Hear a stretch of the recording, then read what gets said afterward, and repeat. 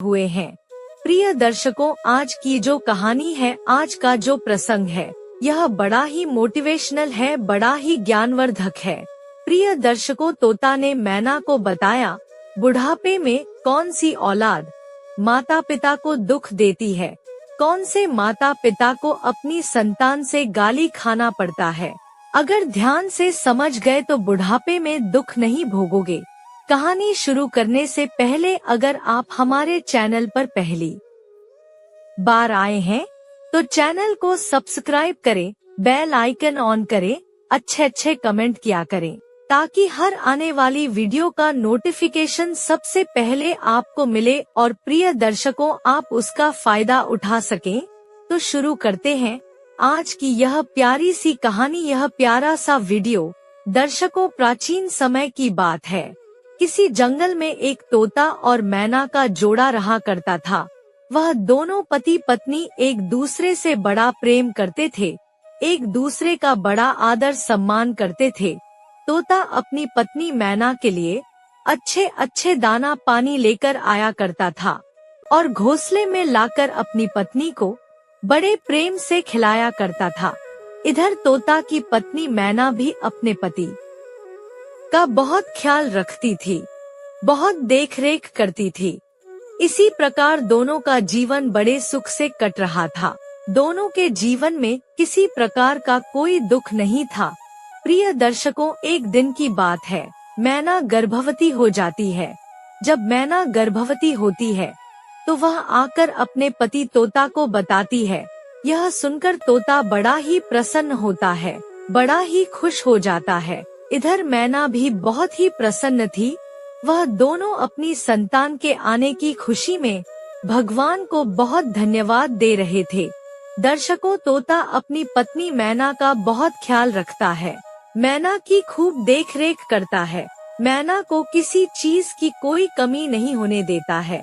धीरे धीरे समय गुजरता गया और मैना का प्रसव काल निकट आ गया। प्रिय दर्शकों, एक दिन की बात है, मैना अपने पति तोता से कहती है कि पिया जी, अब हमारी संतान जन्म लेने वाली है। मेरा प्रसव काल निकट आ चुका है, परंतु मैं आपसे यह जानना चाहती हूँ कि संतान को किस प्रकार पालना चाहिए और कौन सी संतान बुढ़ापे में माँ बाप को दुख देती है। माँ बाप ऐसी कौन सी गलती करते हैं जिसके कारण उनको बुढ़ापे में जाकर के संतान से गाली सुननी पड़ती है। प्रिय दर्शकों, तब तोता कहता है कि प्रिय, तुम्हारे प्रश्नों का उत्तर मैं तुम्हें एक कहानी के माध्यम से देता हूँ। इस कहानी से तुम्हें समझ में आएगा कि कौन सी संतान बुढ़ापे में अपने माँ बाप को दुख देती है और माँ बाप कौन सी गलती करते हैं जिसके कारण उन्हें संतान से गाली खानी पड़ती है। अब तोता अपनी कहानी प्रारंभ करता है। तोता कहता है कि प्रिय, कुछ समय पहले की बात है। किसी नगर में एक रामू नाम का आदमी रहा करता था। वह दूसरों के खेतों में जाकर के काम किया करता था। मेहनत मजदूरी से वह जैसे तैसे धन कमाया करता था। उसकी पत्नी का नाम चंद्रिका था। चंद्रिका बड़े ही अच्छे स्वभाव की थी, बड़े ही संस्कारी और पतिव्रता चरित्र की थी। वह अपने पति की खूब देखरेख करती थी, खूब सेवा करती थी और अपने पति की आय के हिसाब से ही अपने घर में खर्च किया करती थी, अपने शौक किया करती थी। वह जरूरत से ज्यादा पैसा कहीं भी खर्च नहीं करती थी। वह जानती थी कि मेरे पति मेहनत मजदूरी करके और धन अर्जित कर रहे हैं। प्रिय दर्शकों, रामू और चंद्रिका का एक पुत्र था और एक पुत्री थी। पुत्री वैशाली की शादी हो चुकी थी और वह अपने ससुराल जा चुकी थी और अब अपने पुत्र सौरभ को पढ़ा लिखा कर काबिल बनाना उनकी जिम्मेदारी थी। वह अपनी सारी आय अपने बेटे की पढ़ाई पर लगा दिया करते थे। वह सोचते थे कि हमारा एक ही पुत्र है और बुढ़ापे में जाकर के यह हमारा सहारा बनेगा, तो हमें इसे अच्छे से पढ़ाना लिखाना चाहिए, इसे बड़ा अफसर बनाना चाहिए।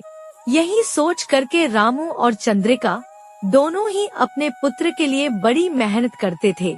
रामू दूसरों के खेतों में मेहनत मजदूरी करता था और कई बार तो वह रात्रि में भी काम करता था, क्योंकि उसे अपने पुत्र सौरभ के विद्यालय की फीस भरना था। और घर में सौरभ की माँ चंद्रिका अपने पुत्र के लिए उसके पसंद के पकवान बनाया करती थी। उसे किसी चीज की कमी नहीं होने दिया करती थी। जब वह विद्यालय से पढ़कर के घर आता था तो उसकी माँ उसके हाथ पैर दबाया करती थी और उसकी बड़ी सेवा किया करती थी। इस प्रकार वह सौरभ बड़े ही आराम से अपना जीवन जी रहा था।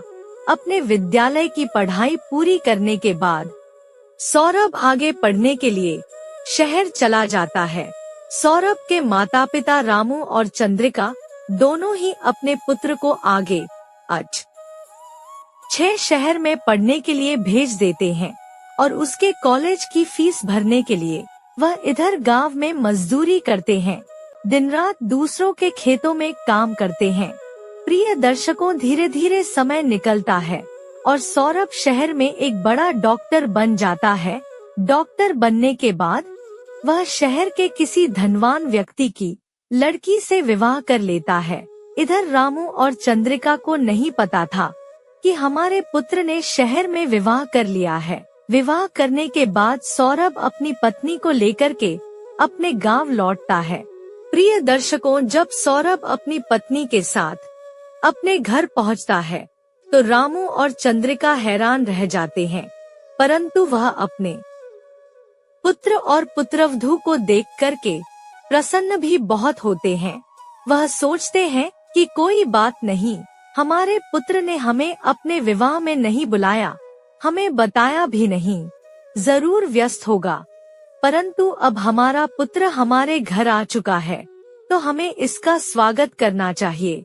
प्रिय दर्शकों, ऐसा सोच करके रामू और चंद्रिका अपने पुत्र और अपनी पुत्रवधू का बहुत स्वागत करते हैं और वह दोनों बड़े ही प्रसन्न थे।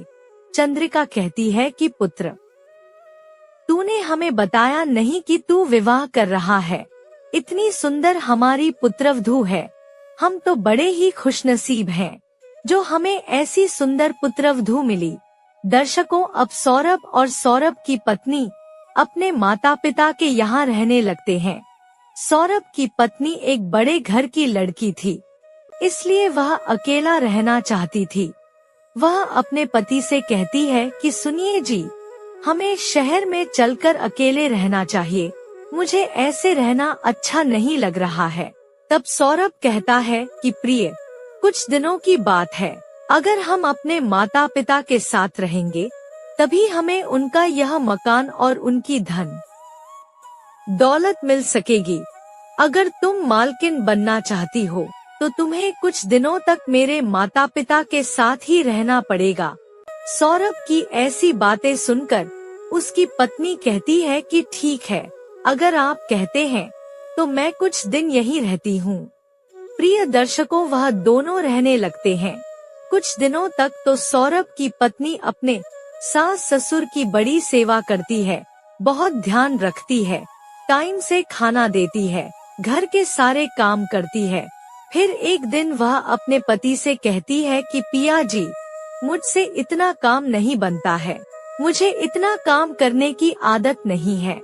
तब वह सौरभ कहता है कि प्रिय, बस कुछ ही दिनों की बात है, एक बार अगर तुम मालकिन बन गई तो तुम्हें किसी की सेवा करने की कोई जरूरत नहीं है। यह सुनकर वह बड़ी प्रसन्न हो जाती है। प्रिय दर्शकों, इधर चंद्रिका ने अपनी बहू को घर की सारी जिम्मेदारियां दे दी थी। वह कहती है कि बहू, अब तुम आ चुकी हो तो मुझे अब कोई चिंता नहीं है, घर की सारी जिम्मेदारियां अब तुम्हें ही आगे चलकर संभालना है।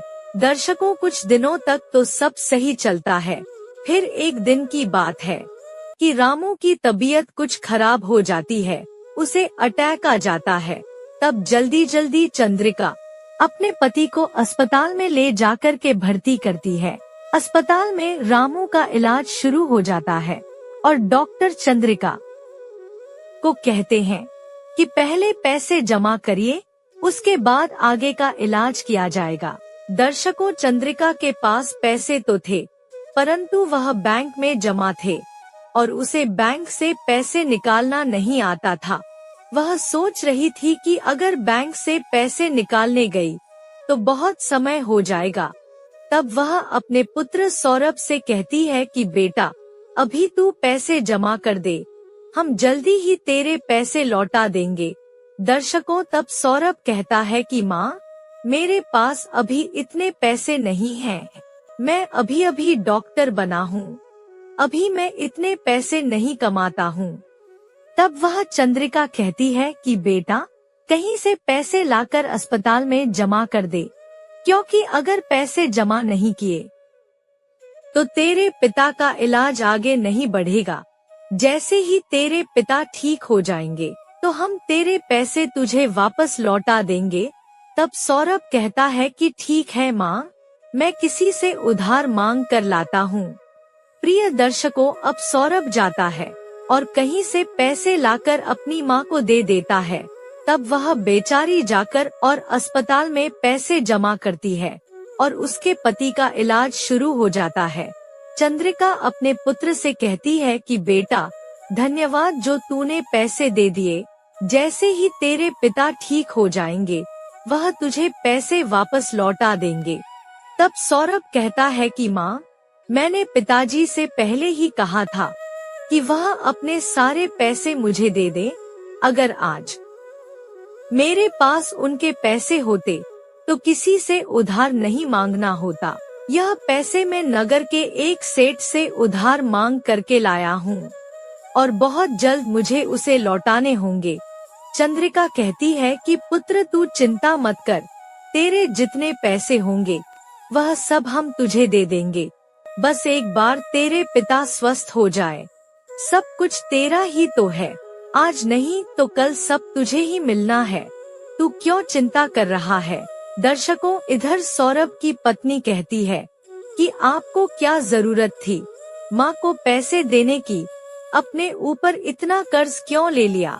अभी अभी तो आपकी नौकरी लगी है, अभी अभी आप डॉक्टर बने हो और अभी से इतना कर्ज कर लिया है, आगे चलकर क्या होगा। तब सौरभ कहता है कि प्रिय, तुम चिंता ना करो, यह पैसे मैंने कर्ज से नहीं लिए हैं, यह तो मेरे ही पैसे हैं, मेरे पास रखे हुए थे, परंतु मैंने माँ को ऐसा कहा है कि यह मैंने कर्ज से लिए हैं ताकि माँ मुझे जल्दी लौटा दे। दर्शकों, अब रामू कुछ दिनों बाद स्वस्थ हो जाता है और चंद्रिका उसे अपने घर में वापस ले आती है। अब तो चंद्रिका सारा दिन अपने पति की सेवा करती है, उन्हें दवाइयाँ खिलाती, उनकी मालिश करती और हाथ पैर दबाती। दर्शकों, अगले दिन चंद्रिका अपने पति से कहती है कि पिया जी, हमारे पुत्र ने आपके इलाज के लिए कहीं से कर्ज लिया है। मैं तो कहती हूँ कि आप अपनी सारी जायदाद और यह मकान अपने पुत्र के नाम कर दीजिए। तब रामू कहता है कि प्रिय, यह कैसी बातें कर रही हो, अगर हमने अभी अपना मकान और अपनी जायदाद अपने पुत्र के नाम कर दी तो क्या भरोसा कि वह हमें घर से निकाल दे। इसीलिए कभी भी जीते जी अपनी जमा पूंजी अपने बच्चों के नाम नहीं करना चाहिए। तब चंद्रिका कहती है कि पिया जी, परंतु हमारे पुत्र ने कर्ज लिया है और उसे लौटाने के लिए धन की आवश्यकता है, और अगर आपने पहले ही अपना सब कुछ अपने पुत्र को दे दिया होता तो उसे कर्ज नहीं लेना पड़ता। मैं आपसे कहती हूँ कि आप अपना मकान और पैसे अपने पुत्र को दे दीजिए। दर्शकों, तब अपनी पत्नी के दबाव में आकर वह रामू अपनी सारी जायदाद और अपना मकान अपने पुत्र सौरभ के नाम कर देता है। अब तो जैसे ही अपने पिता की सारी धन दौलत सौरभ को मिलती है तो वह बड़ा ही प्रसन्न हो जाता है। इधर सौरभ की पत्नी भी बड़ी ही खुश थी। वह सोच रही थी कि अब तो मैं पूरे घर और धन दौलत की मालकिन बन चुकी हूँ। अब मैं जैसे चाहूंगी वैसे रहूंगी, जो चाहूंगी वह खाऊंगी, जो चाहूंगी वह काम करूंगी।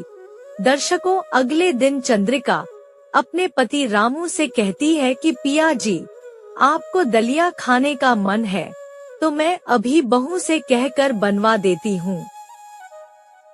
तब चंद्रिका अपनी पुत्रवधू को आवाज लगाती है और कहती है कि बहू, अपने ससुर जी के लिए दलिया बना दो, डॉक्टर ने इन्हें दलिया खाने के लिए कहा है। तब उसकी पुत्रवधू कहती है कि सासू माँ, आपने क्या इस घर को होटल समझ के रखा है, और क्या मैं आपकी नौकरानी हूँ जो आपने मुझे इस प्रकार भोजन परोसने का आदेश दिया है। अब मैं इस घर की मालकिन बन चुकी हूँ, आप इस प्रकार मुझे आदेश नहीं दे सकती। यह कोई होटल नहीं है, यह मेरा घर है। मैं घर के सारे काम कर करके थक चुकी हूँ। पिताजी बीमार हैं, यह मुझे समझ में आता है, परंतु आप तो स्वस्थ हैं। आप रसोई में जाइए और दलिया बना कर लाइए, मुझे मत कहिए। दर्शकों, इस प्रकार अपनी बहू की ऊंची आवाज में फटकार सुनने के बाद वह चंद्रिका थोड़ी सहम जाती है और अपने पति से कहती है कि पिया जी, हमारी बहू बहुत थक गई होगी, इसलिए इस प्रकार बात कर रही है। आप रुकिए, मैं आपके लिए दलिया बना कर के लाती हूँ। दर्शकों, अब चंद्रिका अपने पति के लिए दलिया बना कर के लाती है और उन्हें खिलाती है। अब धीरे धीरे चंद्रिका की पुत्रवधू घर के सारे काम करना छोड़ देती है। वह अपनी सास से कहती है कि माँ जी, आज से घर के सारे काम आपको करना है। मैं इतने दिनों से घर के सारे काम कर रही हूँ और अब मैं थक चुकी हूँ। पिताजी बीमार हैं, परंतु आप स्वस्थ हैं। आज से खाना आप पकाएंगी, कपड़े आप धोएंगी, घर की साफ सफाई आप करेंगी और मैं आराम करूंगी। दर्शकों, यह सुनकर वह चंद्रिका बड़ी उदास हो जाती है। वह अपनी पुत्रवधू से कुछ नहीं कह पाती है। वह सोचती है कि अगर मैंने कुछ कहा तो हो सकता है मेरी पुत्रवधू मुझे गाली दे या मुझे घर से निकाल दे। इधर रामू सारी बात समझ रहा था। वह सोच रहा था कि इसी बात का मुझे डर था कि अगर मैंने पुत्र को सब दे दिया तो कहीं वह हमारी इज्जत करना कम ना कर दे। चंद्रिका इधर अपने पति को समझाती है कि पिया जी, ऐसी कोई बात नहीं है, हमारी पुत्रवधू बहुत अच्छी है, वह घर के काम करने में थक गई है, इसलिए इस प्रकार बातें कर रही है, परंतु आप चिंता ना करें। प्रिय दर्शकों, अगले दिन चंद्रिका अपने पति का दलिया बनाने के लिए रसोई में जाती है। तब वह रसोई में जाकर देखती है तो रसोई में ताला लगा हुआ था। यह देखकर वह बड़ी हैरान रह जाती है। तब वह जोर से अपनी पुत्रवधू को आवाज लगाती है तो उधर से पुत्रवधू कहती है कि माँ जी, इस प्रकार चिल्लाने की कोई जरूरत नहीं है। रसोई में ताला मैंने ही लगाया है, क्योंकि इस घर में 2 भूखे बूढ़े बुढ़िया रहते हैं और उन दोनों के पास दिन भर खाने के अलावा कोई काम नहीं है, इसलिए मैंने रसोई में ताला लगा दिया है। तब चंद्रिका कहती है कि बहू, क्या तुम हमें जानवर समझती हो? हम तुम्हारे सास और ससुर हैं। यह घर हमारा है, हमारा जब मन होगा हम जो चाहे खा सकते हैं। हमें खाने से पहले सोचने की जरूरत नहीं है, हम इतने गरीब नहीं हैं। तब वह पुत्रवधू कहती है कि माँ जी, आपको सारा दिन बैठे बैठे भूख लगती रहती है। अगर इस प्रकार चलता रहा तो हम एक दिन बहुत गरीब हो जाएंगे। इसीलिए आज से आप क्या खाएंगी, कितना खाएंगी और कब खाएंगी, यह मैं तय करूंगी और मैं ही आपको भोजन दूंगी, और जितना मैं भोजन दूंगी आपको उतना ही खाना है। प्रिय दर्शकों, बहू की इस प्रकार की बातें सुनकर वह चंद्रिका रोने लगती है। वह अपनी पुत्रवधू को कहती है कि पुत्री, तुम यह बहुत गलत कर रही हो। हमारे पुत्र सौरभ को आने दो, मैं उसे सारी बात बताऊंगी, तब वह तुम्हारी अकल ठिकाने लगाएगा। इधर पुत्रवधू कहती है कि माँ जी, मुझे किसी का डर नहीं है, मुझे आपके पुत्र ने ही कहा है कि अब यह घर हमारा है, सारी धन दौलत हमारी है, और हम जैसे रहना चाहें वैसे रह सकते हैं। दर्शकों, अब शाम को सौरभ अपने काम से लौटकर घर आता है। तब वह चंद्रिका अपने पुत्र को सारी बात बताती है और कहती है कि पुत्र, आज तुम्हारी पत्नी ने हद पार कर दी। उसने रसोई में ताला लगा दिया है और अब हमें खाने से पहले उससे पूछना पड़ता है। तब सौरभ कहता है कि माँ, वह सही कह रही है। जैसा मेरी पत्नी कहेगी आपको वैसा ही करना पड़ेगा। अब यह घर हमारा है। अगर आप लोग हमारे हिसाब से नहीं चलोगे तो हम आपको घर से बाहर निकाल देंगे और फिर आप दर दर के ठोकरे खाते रहना। प्रिय दर्शकों, पुत्र की इस प्रकार की रूखी सूखी बातें सुनकर वह बेचारी चंद्रिका रोने लगती है। सारी रात वह रोती रहती है और अगले दिन घर के सारे कामों में लग जाती है। इसी प्रकार कई दिन निकल जाते हैं। वह पुत्रवधू अपनी सास ससुर को बहुत थोड़ा खाना दिया करती थी और अपनी सास से घर के सारे काम करवाया करती थी। वह बूढ़ी माँ घर के सारे काम कर करके और थक चुकी थी। उसे पेट भर भोजन भी नसीब नहीं हो रहा था। वह अपने आप को कोस रही थी कि क्यों मैंने अपने पति से सारी जायदाद अपने पुत्र को दिलवा दी। प्रिय दर्शकों, अपनी पत्नी की ऐसी हालत देखकर रामू अपनी पुत्रवधू से एक दिन कहता है कि बहू, आज तुम मुझे रात्रि में खाना मत देना और मेरे हिस्से का भोजन मेरी पत्नी चंद्रिका को दे देना। तब वह पुत्रवधू कहती है कि ठीक है पिताजी, मैं आज आपको खाना नहीं दूंगी। दर्शकों, रात्रि के समय वह पुत्रवधू अपनी सास को 2 प्रकार की सब्जी और 5 रोटी और दाल चावल भोजन में देती है। इतना खाना देखकर वह चंद्रिका हैरान रह जाती है और बड़ी खुश होती है। सोचती है कि बहू ने आज मुझे इतना अच्छा भोजन दिया है, लगता है मेरी बहू सुधर गई है, अब वह मेरा बहुत ख्याल रखेगी।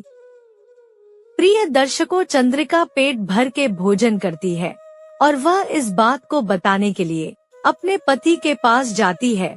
वह सोचती है कि जब हमारे पति को पता चलेगा कि हमारी पुत्र वधू ने हमें इतना अच्छा भोजन दिया है तो वह बड़े ही प्रसन्न हो जाएंगे।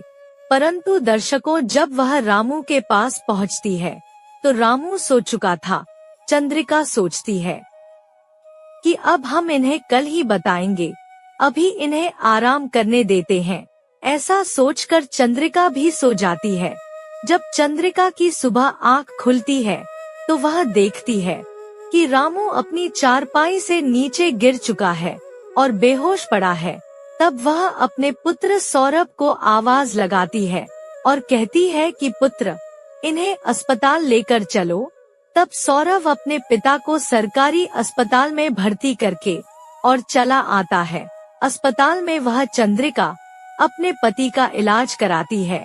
तब डॉक्टर कहते हैं कि आपके पति के शरीर में खून की कमी है और जल्दी से जल्दी अगर इन्हें खून नहीं मिला तो इनकी मृत्यु हो सकती है। प्रिय दर्शकों, डॉक्टर की ऐसी बातें सुनकर वह चंद्रिका घबरा जाती है। अब उसे अपने पुत्र का ही सहारा था। वह भागती हुई अपने पुत्र के अस्पताल जाती है। अस्पताल में जाकर वह बैठ जाती है और अपने पुत्र के आने का इंतजार करने लगती है। दर्शकों, उसका पुत्र अंदर किसी का इलाज कर रहा था। कई घंटे तक वह बैठी रहती है और चौकीदार से कहती है कि भैया, डॉक्टर सौरभ को बाहर बुला दीजिए, मुझे उनसे मिलना है। तब वह चौकीदार कहता है कि माँ जी, आप कुछ देर इंतजार करिए, डॉक्टर साहब अभी किसी का इलाज कर रहे हैं, उन्हें समय लगेगा। दर्शकों, कुछ घंटे बाद वह डॉक्टर सौरभ अपने अस्पताल से बाहर आता है। जब वह बाहर आकर देखता है तो उसकी माँ खड़ी हुई थी। चंद्रिका अपने पुत्र को देखकर और उससे गले लग जाती है और रोने लगती है। अपनी माँ की ऐसी हालत देखकर सौरभ को शर्म आ जाती है। वह सोचता है कि अगर अस्पताल के लोगों ने मुझे इनके साथ देख लिया तो मेरी बड़ी बेइज्जती हो जाएगी। यह सोचकर वह अपनी माँ को दूर ले जाता है और कहता है कि अरे बुढ़िया, तुम कौन हो और यहाँ क्यों आई हो? मैं तुम्हारी कोई मदद नहीं कर सकता, कहीं आगे जाकर भीख मांगो। इतना कहकर सौरभ अपनी माँ को धक्का देता है और अस्पताल के अंदर चला जाता है। दर्शकों, अस्पताल के बाहर वह बूढ़ी माँ रोने लगती है और अपने पुत्र को पुकारने लगती है। वह कहती है कि पुत्र, तू तो बड़ा ही नालायक निकला। हमने हमारी सारी जमा पूंजी तुझ में लगा दी, तेरी पढ़ाई में लगा दी, और जब आज तू इतना बड़ा डॉक्टर बना है तो तू आज हमसे मुंह फेर कर और चला जा रहा है। तेरे इस कार्य के लिए तुझे भगवान क्षमता नहीं करेंगे। अपने माता पिता को रुलाने वाली औलाद को भगवान कभी क्षमा नहीं करता। दर्शकों, बूढ़ी माँ की ऐसी बातें सुनकर वह चौकीदार उनके पास आता है और कहता है कि माँ जी, क्या आप सच में डॉक्टर सौरभ की माँ हैं? तब वह चंद्रिका कहती है कि हाँ भाई, डॉक्टर सौरभ मेरा पुत्र है और आज इसे अपना पुत्र कहते हुए मुझे बहुत शर्म आ रही है। दर्शकों, तब वह चौकीदार कहता है कि माँ जी, आप चिंता मत करिए, आपके पति को मैं अपना खून दूंगा, मैं उन्हें कुछ नहीं होने दूंगा, आप मुझ पर विश्वास रखिए। दर्शकों, उस चौकीदार की ऐसी बातें सुनकर चंद्रिका बड़ी प्रसन्न होती है। उसे लगता है कि मानो भगवान ने उसे दूसरा पुत्र दिया है। अब कुछ देर बाद वह सौरभ अस्पताल से एक बार फिर बाहर आता है और चौकीदार से कहता है कि ओ चौकीदार, इस बुढ़िया को अस्पताल के सामने से हटाओ, लोग इसे देखकर ना जाने क्या सोचेंगे। अब तो सौरभ की ऐसी बातें सुनकर चौकीदार को बड़ा ही क्रोध आता है और क्रोध में वह चौकीदार सौरभ को एक थप्पड़ जड़ देता है। वह कहता है कि अरे दुष्ट, तुझे अपने माता पिता पर जरा भी दया नहीं आती, जिन्होंने तुझे पाल पोस कर इतना बड़ा किया है, तुझे डॉक्टर बनाया है और आज तू उन्हें भीख मांगने के लिए छोड़ रहा है। सौरभ कहता है कि अरे चौकीदार, तू मुझे थप्पड़ मार रहा है, मैं तुझे अभी नौकरी से निकाल दूंगा। तब वह चौकीदार कहता है कि अरे तू जा, मैं खुद तेरी नौकरी को लात मारता हूँ। इतना कहकर वह चौकीदार चंद्रिका के साथ सरकारी अस्पताल के लिए निकल पड़ता है। सरकारी अस्पताल में जाने के बाद वह चौकीदार डॉक्टर साहब से कहता है कि आप मेरा खून ले लीजिए और उनके पति को स्वस्थ कर दीजिए। प्रिय दर्शकों, जब डॉक्टर साहब चौकीदार का खून मिलाते हैं तो संजोग से चौकीदार का खून और रामू का खून मेल खा जाता है। यह देखकर चंद्रिका और वह चौकीदार दोनों ही बड़े प्रसन्न होते हैं। अब तो डॉक्टर साहब तुरंत रामू को खून चढ़ा देते हैं। दर्शकों, जब डॉक्टर अंदर रामू को खून चढ़ा रहे थे तो बाहर चंद्रिका उस चौकीदार के पैरों में गिर जाती है और कहती है कि पुत्र, तुमने मेरी बहुत सहायता करी है, भगवान तुम्हें लंबी आयु दे और तुम्हें जीवन का हर सुख प्राप्त हो।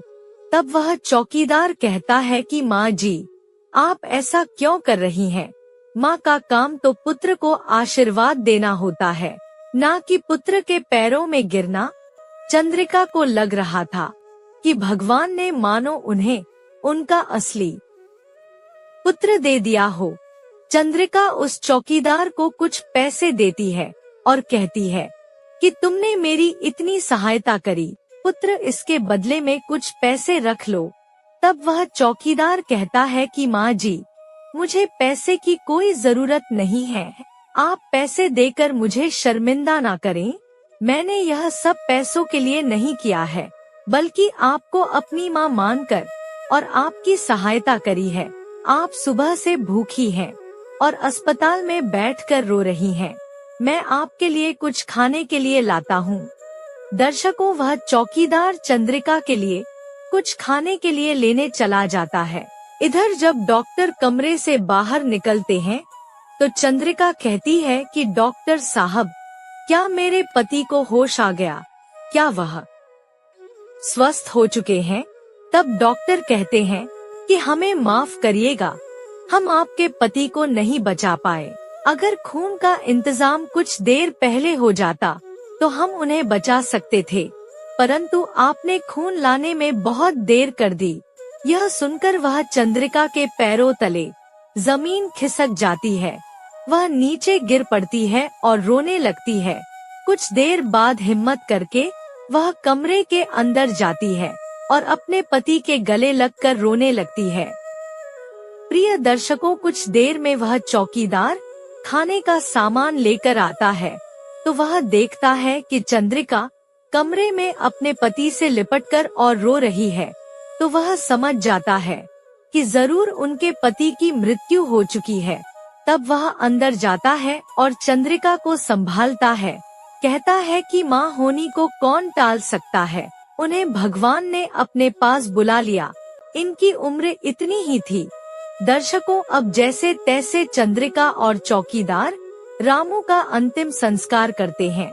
उधर सौरभ को जब पता चलता है कि उसके पिता की मृत्यु हो चुकी है तो वह उन्हें देखने भी नहीं आता है और न उसे अपने पिता का अंतिम संस्कार करने की कोई इच्छा थी।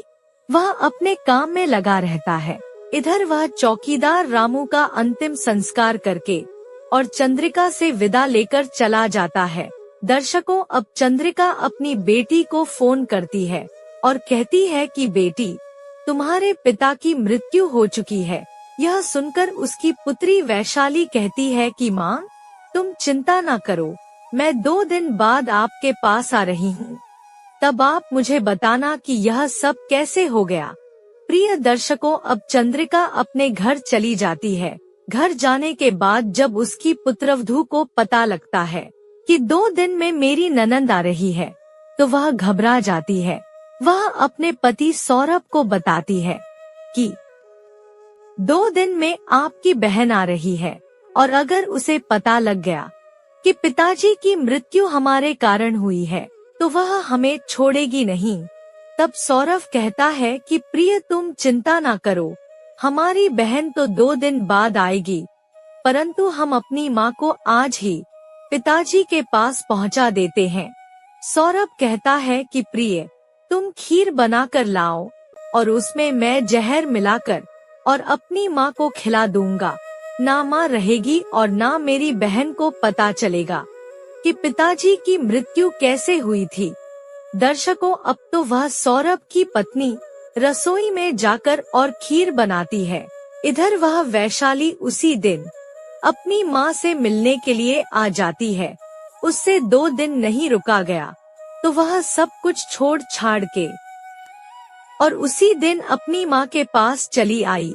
उसने अपने भैया और भाभी की बात सुन ली थी कि वह मेरी माँ को खीर खिलाकर मारना चाहते हैं। अब तो वह अपनी माँ के पास जाती है और कहती है कि माँ, भैया और भाभी आपको खीर खिलाकर और मारना चाहते हैं और मुझे पता लग चुका है कि पिताजी की मृत्यु के पीछे भी भैया और भाभी का ही हाथ है। दर्शकों, अब तो वैशाली पुलिस को फोन करके और बुला लेती है। वह पुलिस को सारी घटना बताती है कि किस प्रकार मेरे भैया और भाभी ने मेरे पिताजी को मार डाला और वह मेरी माँ को भी मारना चाहते हैं। दर्शकों, यह सब होता देख सौरभ और उसकी पत्नी चंद्रिका के पैरों में गिर जाते हैं और कहते हैं कि माँ जी, हमें क्षमा कर दीजिए, हमसे बहुत बड़ी गलती हो गई। आखिर हम आपके ही बच्चे हैं। अगर माँ हमें क्षमा नहीं करेगी तो कौन करेगा। परंतु प्रिय दर्शकों, वह चंद्रिका अपने पुत्र को क्षमा नहीं करती है और उसे पुलिस के हवाले कर देती है। पुलिस दोनों को ले जाकर के और जेल में बंद कर देती है। इधर चंद्रिका की बेटी वैशाली अपने परिवार के साथ अपनी माँ के पास रहने लगती है। वह अपनी माँ की खूब सेवा करती है, खूब ध्यान रखती है। बेटी के साथ रहकर चंद्रिका का जीवन भी बड़े सुख से गुजरने लगा। उसे किसी चीज की कोई कमी नहीं रहती थी। चंद्रिका के दामाद भी बड़े ही संस्कारी थे। वह अपनी सास का माँ जैसा ख्याल रखते थे। प्रिय दर्शकों, इतनी कहानी वह तोता अपनी पत्नी मैना को सुनाता है और तोता आगे कहता है कि प्रिय, अब मैं तुम्हें बताता हूँ कि कौन सी औलाद माता पिता को बुढ़ापे में दुख देती है। तोता कहता है कि प्रिय, जिस औलाद को धन दौलत का लालच होता है, जिस औलाद को माता पिता के मकान का लालच होता है, जो औलाद अपने माता पिता से ज्यादा उनकी धन दौलत से प्रेम करती है और अपने माता पिता की इज्जत नहीं करती है, ऐसी औलाद आगे चलकर और माता पिता को दुख देती है। माता पिता की एक गलती के कारण उनकी संतान उन्हें गाली देती है और वह गलती यह है कि माता पिता अपने जीते जी अपनी संपत्ति, अपना मकान, अपना धन अपने बच्चों के नाम कर देते हैं, अपने पुत्र को दे देते हैं।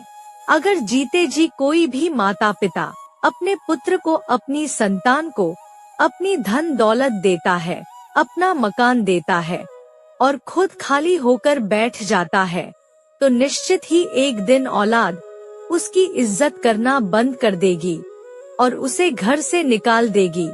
यही कारण है कि माता पिता को अपनी औलाद से गाली खाना पड़ता है। अगर माता पिता यह गलती ना करें, अपने पुत्र को, अपनी संतान को धन दौलत ना दें और उन्हें अपने पास रखें, तो यह दिन उन्हें नहीं देखना पड़ेगा। अक्सर माता पिता अपनी संतान को, अपनी औलाद को पढ़ाई के लिए अपने से दूर रखते हैं, दूसरे शहर में भेजते हैं। इसके कारण संतान का लगाव माता पिता से कम हो जाता है और फिर उन्हें माता पिता से ज्यादा उनकी धन दौलत से प्यार होता है। वह अपने माता पिता की धन दौलत को हड़पना चाहते हैं। तो प्रिय दर्शकों, आज की हमारी यह कहानी यहाँ समाप्त होती है। हम उम्मीद करते हैं कि आपको हमारी आज की यह कहानी पसंद आई होगी और आप इससे ढेर सारी प्रेरणाएं लेंगे। मिलते हैं अगली ज्ञान चर्चा के साथ अगले वीडियो में। तब तक के लिए नमस्कार, धन्यवाद।